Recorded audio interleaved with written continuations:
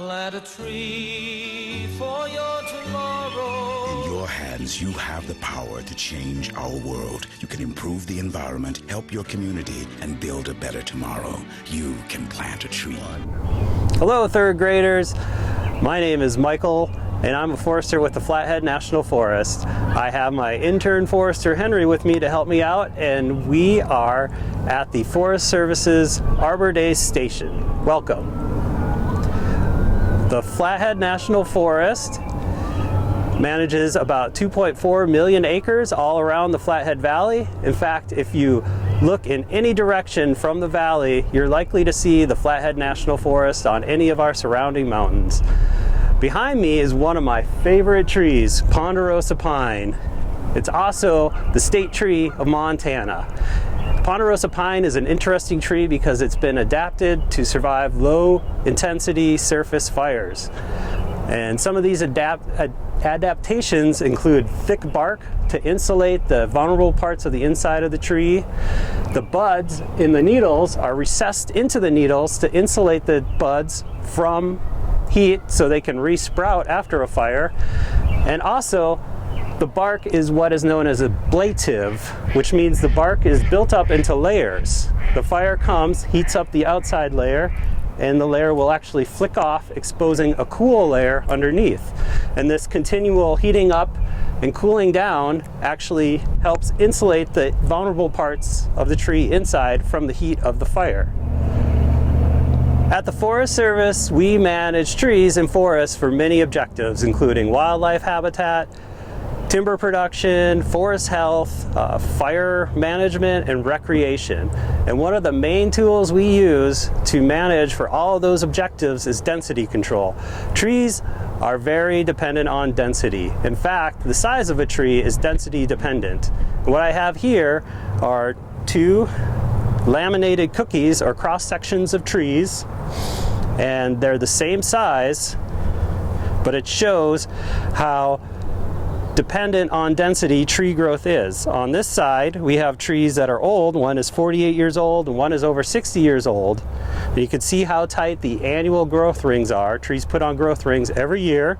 If we flip it over, we have trees that are the same size, but one is 8 years old, or both are 8 years old. And you can see how much wider the annual growth rings are.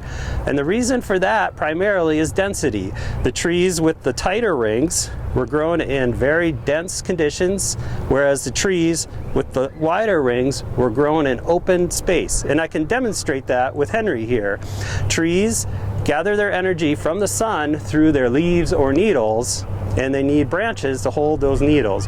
So an open-grown tree, such as this Ponderosa Pine here, can spread its branches out and have lots of needles and gather lots of energy.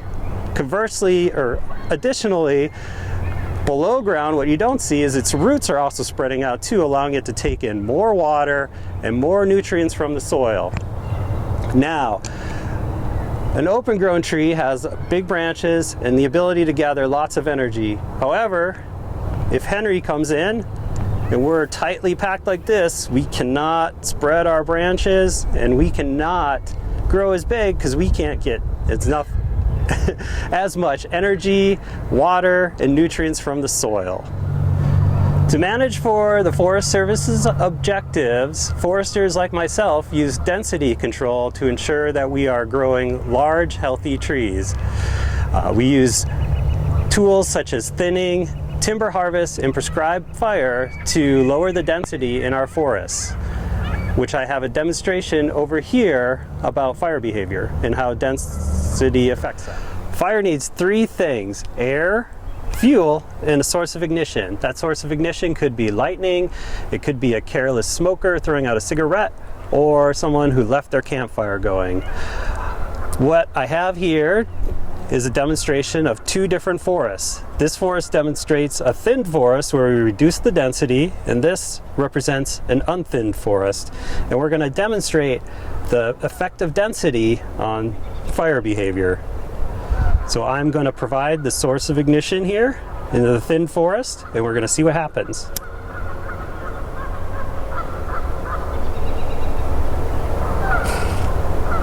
That tree just got struck by lightning. But since the trees are widely spaced apart, you can see that it's not spreading into the other crowns, even under a little bit of wind, Henry.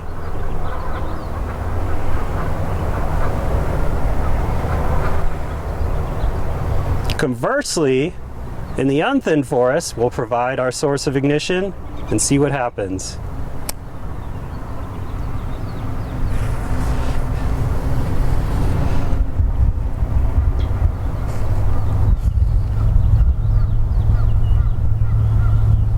As you can see, with the crowns close together, that gives the fire an opportunity to spread to the adjacent trees and grow in size and intensity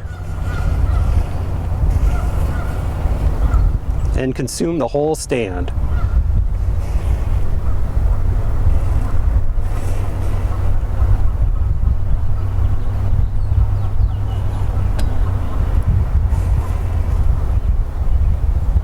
All right, third graders, thank you for joining us and have a great day.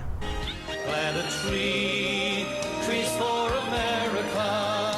Plant a tree today for all the world to share.